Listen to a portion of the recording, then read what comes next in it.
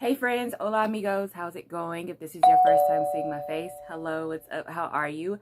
My name's Mariah. You guys, y'all have made me the happiest person in the world. You have no idea. Because it's so hard as a smaller creator to get people to believe in you and believe in your content and vibe with you. And I'm so grateful and thankful to each and every one of you that decided to comment, like, subscribe, dislike, doesn't matter. You know, I enjoyed all the interaction with all of you guys, and it means the fucking world to me. And I just wanted to take the time out to say thank you. I cannot say thank you enough. Every time I reach a milestone, we reach a milestone. And it's so important to me personally to always be grateful for those that take the time to even click on your video and engage and interact with you. So I know it seems mushy and gushy, but every time I hit a milestone and we hit a milestone together, I'm going to continue to say thank you forever and always. And I pray and I hope that all of you guys stay here and keep on this journey with me, because I'm just so overwhelmed right now. So thank you so much. So this video is for you guys, for everybody in the comments that wanted me to make a follow-up video and address some of their concerns and their questions. So that's what I'm doing. So I'm going to be completely open and honest with you guys. I did not plan on doing a follow-up video.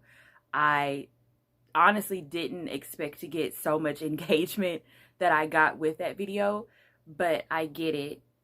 I 100% get it, because there's a lot of people that felt scared to speak up and speak out and say they didn't agree with the message that Swoop was putting forth. There's a mosquito, sorry about that. But and I am one of those people. I too was afraid to come out and say, I don't think that MYKIE was being racist, and I don't think she was being homophobic, because just as much as you guys are afraid to speak your truth because you don't want to receive that hate and have people say, well, if you don't agree with this message, then you're racist and you're microaggressive and all of these things, I was feeling the exact same way, whereas it's the same but opposite, if that makes sense. I was afraid that other minority people would come and bash me and say that I was being an Uncle Tom and I was agreeing with the oppressor and things of that nature. So I was scared too. But I think that it's important, especially now, that we don't allow people to label things something that they're not. I personally feel like these exposure videos are so harmful to people because they're always based off assumptions and allegations. When somebody puts up a text message and they blur out everything else and they're only showing you bits and pieces and telling you how a message made them feel and putting their assumptions on what they think the message means, that can be harmful to everyone involved. And there's quite a few messages where Swoop put her own assumptions onto the messages and made a message seem one way, but in reality it wasn't. Prime example of that would be the message where MYKIE told her that Peter is saying that Hollywood is accepting more minorities now. And in the message, when you read the message, you can see how MYKIE tailored that message to make Swoop feel good and feel better about herself. Because MYKIE did state, she put in the message, racially ambiguous. She didn't say minorities all across the board.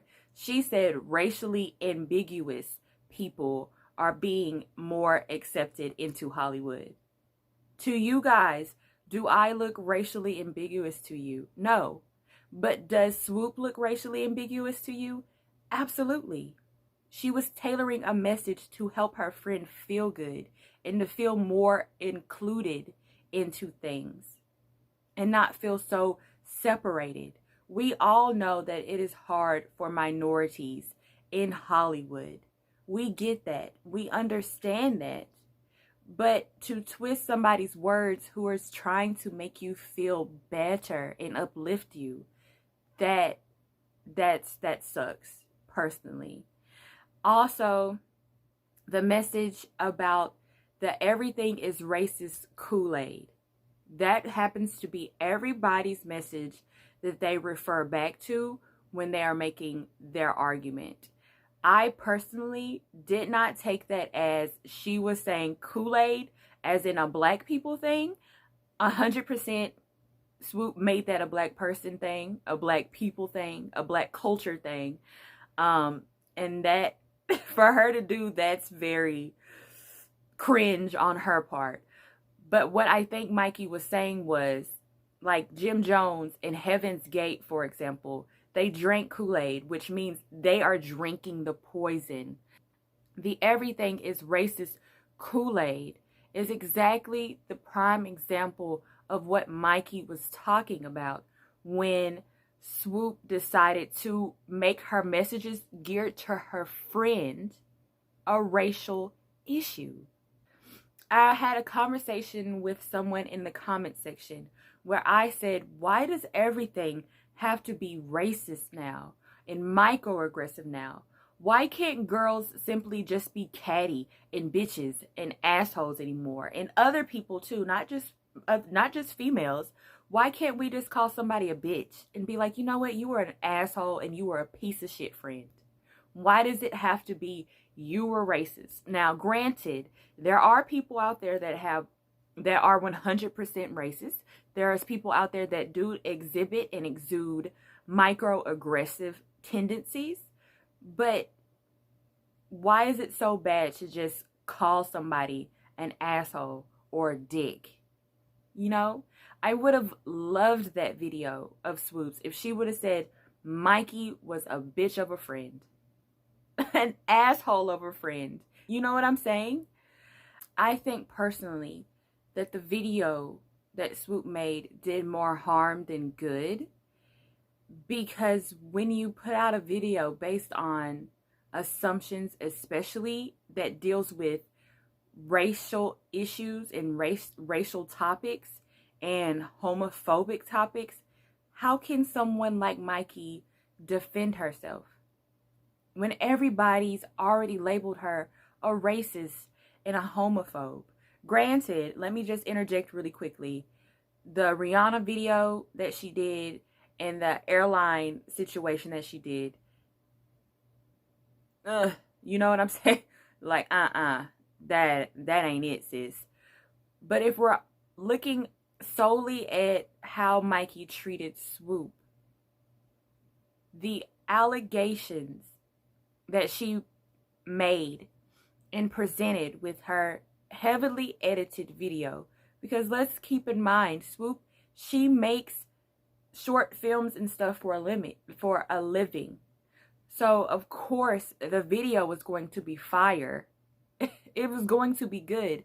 But if you remove all the editing, if you remove all the dramatic pauses, and you remove all of the everything that she's saying out of it, and you read everything for yourself, and you make the decision for yourself, you will see that MYKIE wasn't trying to be what Swoop is claiming that she is. In my opinion. I feel like I have to keep saying in my opinion. These allegations, how can MYKIE defend herself when it comes to that? It's not like she can come out and say, look, I'm not racist. I have black friends. She can't do that, because then she's going to look more like a racist and she's going to seem like she's pandering. She can't come out and say, look, I'm not homophobic. I have gay friends. She can't do anything but say, I'm sorry. Her apologizing doesn't mean she's apologizing for being a quote unquote racist or a homophobe. She's simply apologizing because what else can she possibly do in this situation?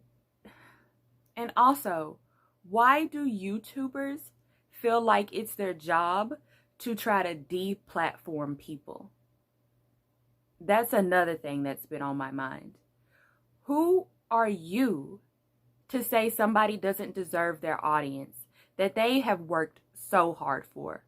Do you honestly think that you're going to wake up the next day and your video is going to make that person have 0 subscribers?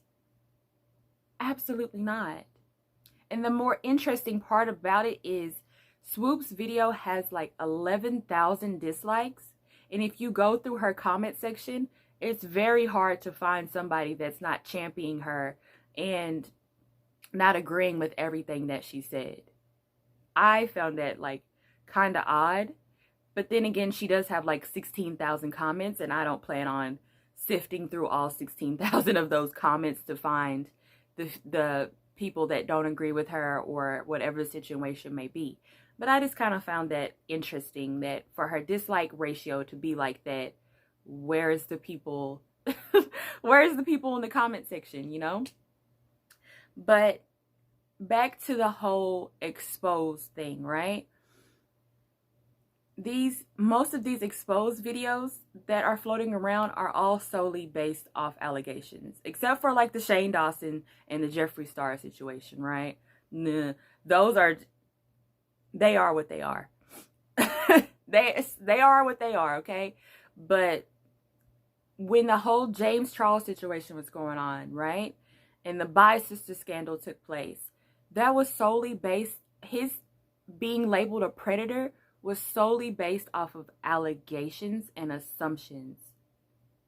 And even though James Charles was able to vindicate himself, there is people that are still always going to associate him with Bi Sister and him being a quote-unquote predator. That will always be a dark cloud over his head. You see what I'm saying? It's so hard to escape rumors and people pushing this false narrative once it's out there.